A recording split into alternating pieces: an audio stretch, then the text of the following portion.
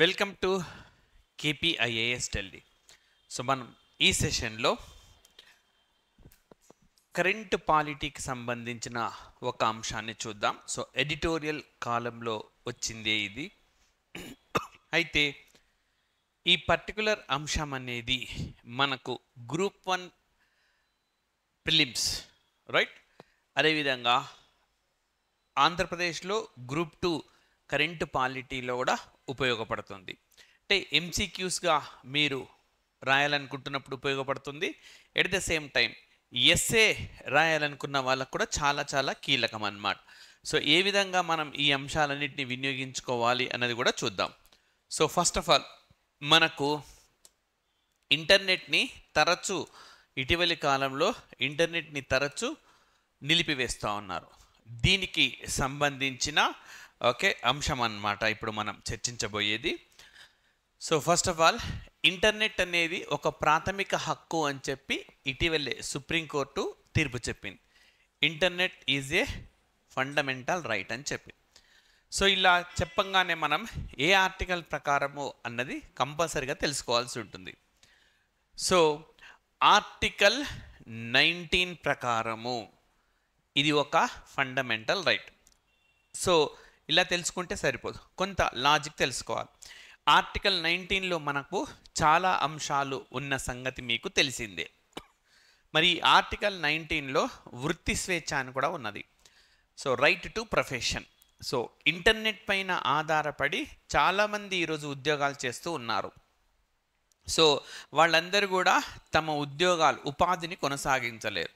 Like for example ఈ class మీ అందరూ చూస్తున్నారంటే కారణం ఇంటర్నెట్టే రైట్. సో ఇది మేము యూట్యూబ్లో ఉచితంగా అప్లోడ్ చేస్తున్నా. ఇది ఏదైతే నేను ఇక్కడ టైం స్పెండ్ చేస్తున్నానో for this time spending and for this content for everything I'm being paid. అంటే నాకు వేతనం అనేది వస్తూ ఉన్నది. ఓకే, నేను పొందుతున్నాను వేతనాన్ని. ఈ ఇంటర్నెట్ అనేది లేకపోతే నేను ఈ క్లాస్ చేయలేను, అంటే నా వృత్తిని నేను కొనసాగించలేను. So I can not continue my profession. So అందుకోసం అని చెప్పే ఈ ప్రాబ్లం అనేది మనకు వస్తుందన్నమాట. ఆర్టికల్ 19 ప్రకారము మనకు ఈ ఇంటర్నెట్ అనేది ఒక ప్రాథమిక హక్కుగా కోర్టు గుర్తించింది. అదేవిధంగా మనకు ఆర్టికల్ 19 క్లాస్ 1 క్లాస్ ఏలో భావ ప్రకటన స్వేచ్ఛ అని చెప్పి ఉన్నది. Right to freedom of speech and expression అని చెప్పి కూడా ఉన్నది. మరి రైట్, ఇప్పుడు నేను సమాచారాన్ని పొందితేనే ఏమైనా మాట్లాడగలను. లైక్ ఫర్ ఎగ్జాంపుల్ నేను ఇప్పుడు గవర్నమెంట్ని విమర్శించాలనుకుంటున్నా. గవర్నమెంట్ని నేను విమర్శించాలి అనుకుంటుంటే నా దగ్గర సమాచారం ఉండాలి. సమాచారం నేను ఉండాలి అంటే నేను ఇంటర్నెట్ ద్వారా నేరుగా డౌన్లోడ్ చేసుకోగలుగుతాను. ఇంటర్నెట్ సౌకర్యం లేకుండా నేను ఏ సమాచారాన్ని పొందలేను. అంటే నా right to freedom of speech and ఎక్స్ప్రెషన్ని కూడా ఇది నాకు అందిస్తుంది. సో అందుకోసమని చెప్పి ఇంటర్నెట్ అనేది ఒక ఫండమెంటల్ రైట్ అని సుప్రీంకోర్టు ఒక తీర్పులో చెప్పింది. మరి ఇంటర్నెట్ను ఒక హక్కుగా ఇస్తున్న రాష్ట్రం మన దేశంలో ఏదైనా ఉందా అంటే అది కేరళ రాష్ట్రం. కంపల్సరీగా గుర్తుపెట్టుకోవాలా. Kerala is the first Indian state to give right to internet as a right to internet as a fundamental right. Okay, so అదేవిధంగా ఇతర అంశాలు కానా చూస్తే మరి ఇక్కడ మనం ఎట్లా చూడాలి. సో ఏ విధంగా భారతదేశంలో ఇంటర్నెట్ అనేది ఇటీవలి కాలంలో నిలిపివేశారు అట్లా అడగవచ్చు మనకి. సో గత ఏడాది భారతదేశంలో 116 సార్లు ఇంటర్నెట్ని నిలిపివేశారు. మరి ప్రభుత్వం ఏ విధంగా దీన్ని సమర్థించుకుంటుంది అంటే అల్లర్లు చెలరేగుతున్నాయి. ఇలాంటి సందర్భంలో సెన్సిటివ్ ఫొటోస్ కానీ ఇష్యూ కానీ మ్యాటర్ కానీ షేర్ కావడం వల్ల ఇబ్బందులు ఉంటాయి అని చెప్పారు. అకస్మాత్తుగా ఇంటర్నెట్ నిలిపివేసే విషయంలో వరుసగా 6వ ఏడాది భారత్ ప్రపంచంలోనే అగ్రస్థానానికి చేరింది. సో ఇప్పుడు భారత్లో ఏ విధంగా ఈ ప్రాథమిక హక్కుల ఉల్లంఘన జరుగుతుంది రాయాల్సి వచ్చింది అనుకోండి. అంటే పూర్తిగా ఉల్లంఘన జరుగుతున్నాయని చెప్పకూడదు. ఏదైనా మన అప్రోచ్ బ్యాలెన్స్డ్గానే ఉండాలి రైట్. సో భారతదేశంలో పౌరులందరికీ ప్రాథమిక హక్కులు సక్రమంగా అందుతూ ఉన్నాయి రైట్. వాటికి న్యాయ సంరక్షణ కూడా ఉన్నది. అడపాదడపా ఇలాంటి ఇబ్బందులు కూడా వస్తున్నాయి. ఇవి కూడా లేకుంటే మరింత నాణ్యమైన, ఆరోగ్యవంతమైన ప్రజాస్వామ్యాన్ని మనం పొందుతాం. ఆ విధంగా మనం బ్యాలెన్స్ రాసుకోవాలి. అలా రాసే సందర్భంలో మనం ఊరికే అందరిలాగా ఓకే ఆరోగ్యవంతమైన ప్రజాస్వామ్యాన్ని పొందుతాం. ఇంటర్నెట్ కట్ చేయకుండా అని రాసే బదులు గడిచిన ఏడాది 116 సార్లు ఇంటర్నెట్ నిలిపివేసి పౌరుల హక్కులకు స్వల్పంగా భంగం కలిగించాం. అలాంటివి జరగకుండా చూస్తే మరింత మెరుగైన ప్రజాస్వామ్యం ఆవిష్కరిస్తుంది అని చెప్పి మనం రాస్తామన్నమాట. అలాంటి సందర్భాల్లో దీన్ని వినియోగించుకోవాలి. మరి ఇతర దేశాలతో పోలిస్తే మయన్మార్ మన 116 టైమ్స్ కదా, మయన్మార్ మనకు 37 టైమ్స్, ఇరాన్ 34 టైమ్స్, పాలస్తీనా 16 టైమ్స్, ఉక్రెయిన్ 8 టైమ్స్.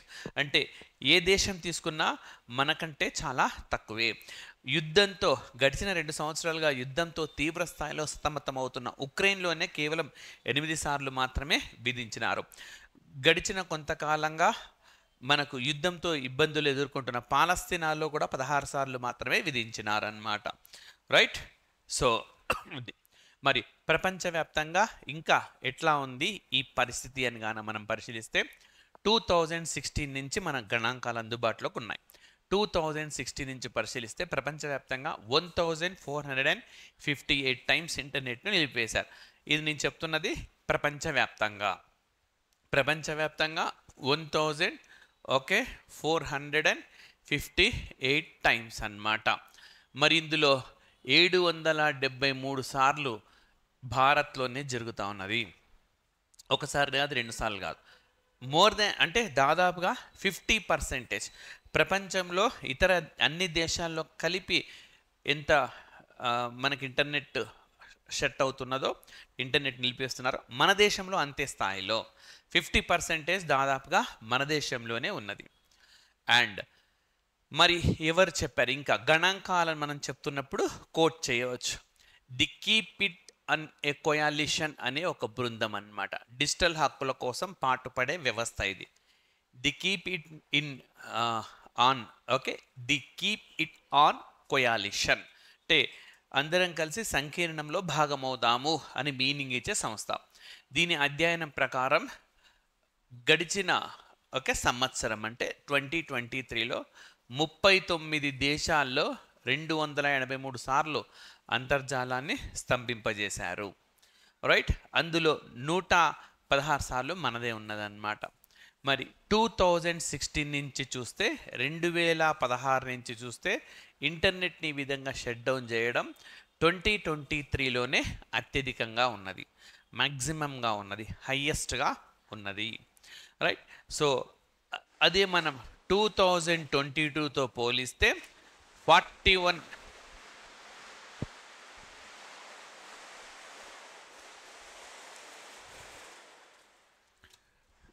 2022తో పోలిస్తే 41% మేర ఇది ఎక్కువగా ఉంది. రైట్. మరి ఇంటర్నెట్ నిలిపివేయడంతో ఏం నష్టం జరుగుతుంది? సో ఆ పాయింట్ని ఫోకస్ చేద్దాం. ఇంటర్నెట్పై ఆంక్షలు విధించడం ద్వారా వాస్తవ పరిస్థితులు తెలియజేయకుండా పోతున్నాయి.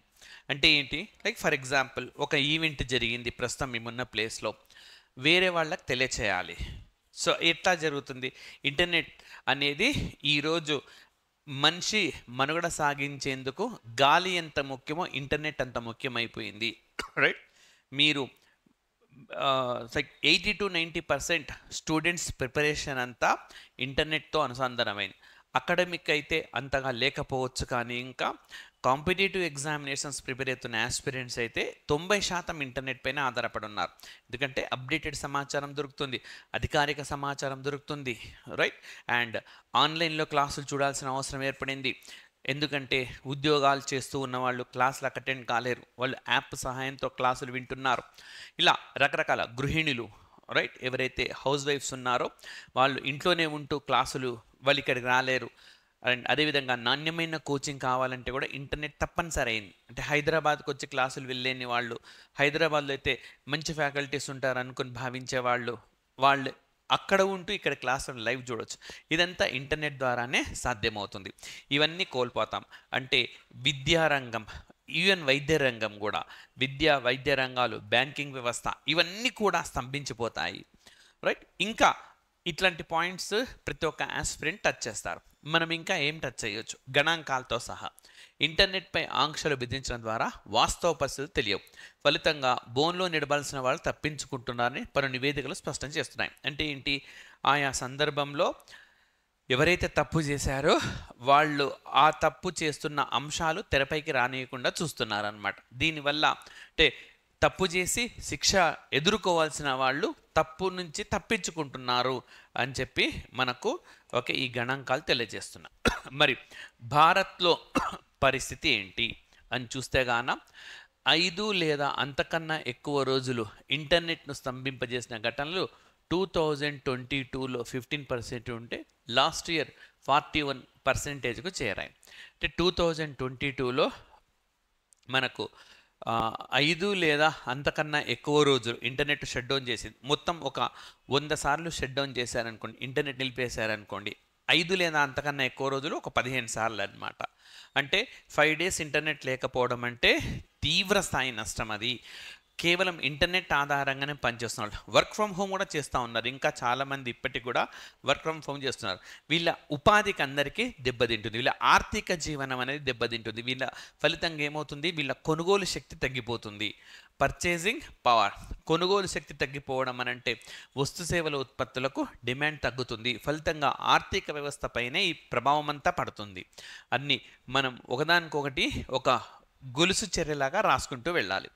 సో మణిపూర్లో అల్లర్ల మూలంగా సుదీర్ఘకాలం ఇంటర్నెట్ నిలిపివేశారు. 32 లక్షల మంది ప్రభావితమయ్యారు. ఒకరు కాదు, ఇద్దరు కాదు, 32 lakh పీపుల్. మణిపూర్లో ఇంటర్నెట్ నిలిపివేయడంతో అక్కడ మహిళలపై జరిగిన దారుణ ఆకృత్యాలు వెంటనే వెలుగులోకి రాలేదు. ఇన్ కేస్ ఇంటర్నెట్ ఉంటే వెంటనే వెలుగులోకి వచ్చి సంబంధిత వాళ్లను అక్కడే శిక్ష పడి ఉండేది అన్నమాట.